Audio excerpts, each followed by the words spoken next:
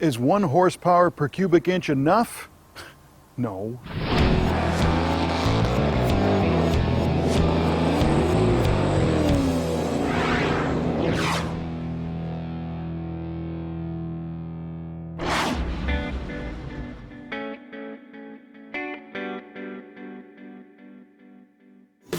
Some say one way to characterize a high-performance engine is to compare the ratio of its output in horsepower versus the volume of its displacement in cubic inches. Anything over 1 horsepower per cube, and you've got yourself a high-performance machine. Our 1967 Corvette Roadster sure looks the part, but how does it measure up? 1967 was the first year a Chevy 427 could make over 1 horsepower per cubic inch. And our 67 Goodwood Green Roadster was ordered with that 427 with 3 two-barrels, making 435 horsepower. Pushing past 1 horsepower per cubic inch is not necessarily a difficult task, but doing it in a car intended to have daily driver reliability and proper road manners was a bit tricky back in '67. This one got the job done with an RPO code L71 V8, an 11-to-1 compression 427 that breathed through 3 two-barrel Holley carbs and an aluminum intake manifold.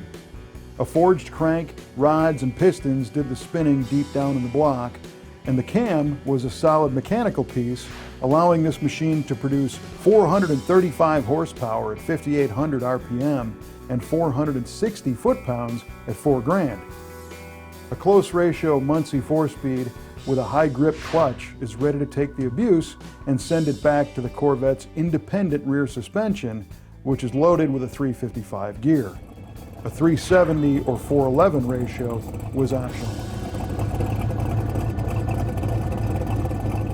Dark green was a very popular color in the mid-60s, and this Goodwood Green color on the Corvette was the most popular color on a '67 Corvette.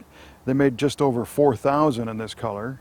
The least popular color on a '67 Corvette was tuxedo black, and they only made 815 of those. And we're telling you that because we knew you were going to ask.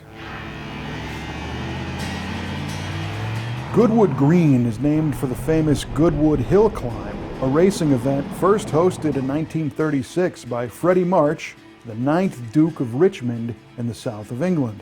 Although many European marques have worn their own shades of Goodwood Green over the years, this 1967 Chevrolet color is the only American car color named Goodwood Green to this very day. Many people regard the '67 as one of the best looking Corvettes ever designed, with the shark-like nose, the fender gills, and the prominent side contours. The big block hood adds some aggressiveness to the already edgy design, and the thin, bright bumpers and side pipes add just enough sparkle to the sea of deep green. But that stance is the stuff of legends.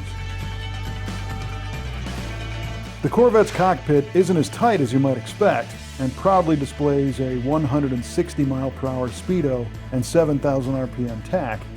Green bucket seats are comfortable, and the console houses a clock that still ticks. Would you believe that Chevrolet literature claims the vertical AM/FM radio added a whopping 21 pounds to the car? We're guessing that included the radio, but also the extra wiring, the speakers, and probably additional sound deadening, but don't quote us on that last part. The car tipped the scales around 3,640 pounds as the big 427 tacked on nearly 150 extra pounds. Incidentally, the super rare L89 aluminum head 427 was a very rare option that reduced that weight by 75 pounds. Corvettes were driver's cars with tight suspension and steering to complement the powerful engines. The big block cars received a larger 7/8" sway bar and higher rate springs to keep the nose flat in the turns, and this one uses manual steering, which required some strength. And to make the drive a total body workout, manual disc brakes were used at all 4 corners.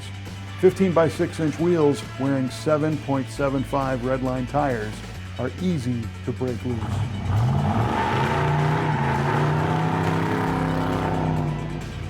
This mean green machine was the 776th Corvette built for the '67 model year, and was sold new at Daniels Chevrolet in Colorado Springs, Colorado. Today, it stands tall amongst a strong line of Corvettes in the brothers' collection, and we really dig it.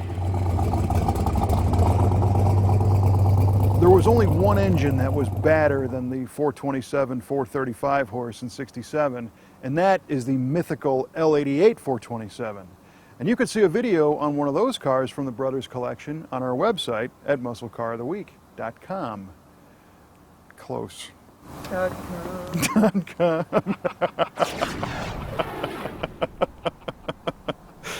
.com.